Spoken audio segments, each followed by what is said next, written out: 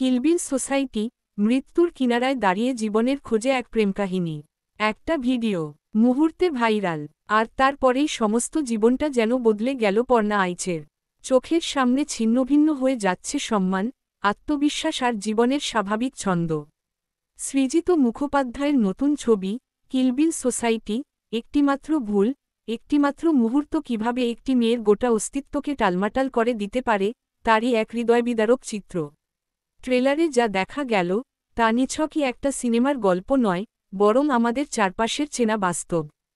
কৌশানী মুখোপাধ্যায়ের অনবদ্য অভিনয় ফুটে উঠেছে সেই চরম অপমান, যন্ত্রণার ছাপ, যখন একটা মেয়েকে তার পরিবার পর্যন্ত তুলনা করে বারবনিতার সঙ্গে, যখন তাকে বলা হয়, এর থেকে তো ল্যাম্পোস্টের তলায় দাঁড়ালে ভালো হতো। এই কথাগুলো কেমন ছুরি হয়ে কেটে যায় বুকে। পর্ণা তখন আর বাঁচতে চায় না, সে চায় মুক্তি, চায় মৃত্যুর কোলে মাথা রাখতে।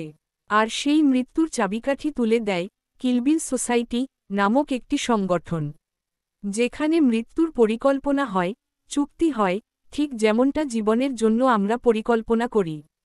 পর্ণা এবার সাহায্য চায় তাদের কাছে। আসে মৃত্যুঞ্জয় কর, এক অদ্ভুত, বিষণ্ণ, অথচ মায়াবী চরিত্রে পরমব্রত চট্টোপাধ্যায়, যিনি নিজেও ক্যান্সারে আক্রান্ত, নিজের মৃত্যু জেনেও আরেকজনের মৃত্যুর দায়িত্ব নিতে এসেছে। কিন্তু মৃত্যুর চুক্তি করতে গিয়ে কি জন্ম নেয় নতুন কিছু? যন্ত্রণা কি কখনো ভালোবাসার মুখ দেখতে পায়? মৃত্যুঞ্জয় আর পর্ণার মধ্যে গড়ে ওঠে এক অদ্ভুত টান, এক জটিল সম্পর্ক। তাদের একে অপরের প্রতি এই আকর্ষণ, এটা কি প্রেম, না শুধুই যন্ত্রণার সখ্যতা? সিনেমা উত্তর দেবে, কে লিখবে দ্য এন্ড? নিয়তি, মৃত্যু, না ভালোবাসা? পরমব্রত এখানে শুধুই একজন অভিনেতা নন, তিনি যেন এক যন্ত্রণাবিধুর কবি। তার চোখের গভীরতা, চুপ করে দাঁড়িয়ে থাকা, সবটাই বলে দেয় অনেক কথা।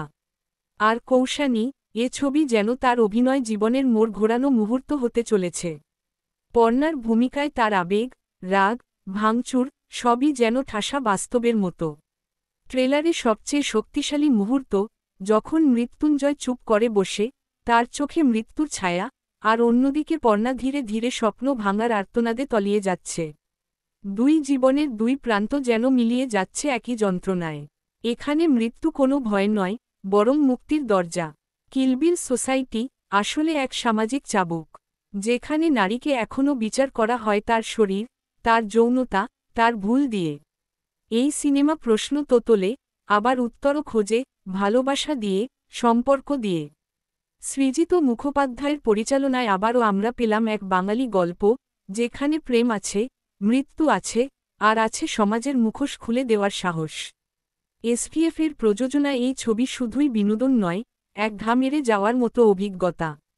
ছবির ট্যাগলাইন যেমন বলে, নিয়তির এই স্ক্রিপ্টে দ্য এন্ড লিখবে কিভাবে, সেটাই দর্শকের মনে প্রশ্ন ছুড়ে দেয়। আর তার উত্তর দিতে 11ই এপ্রিল আমরা অপেক্ষা করব সিনেমা হলে। কারণ কিছু ছবি শুধু দেখার নয়, মনে গেঁথে যাওয়ার জন্য। আপনি কি এই ছবিটি দেখতে যাবেন প্রথম দিনে?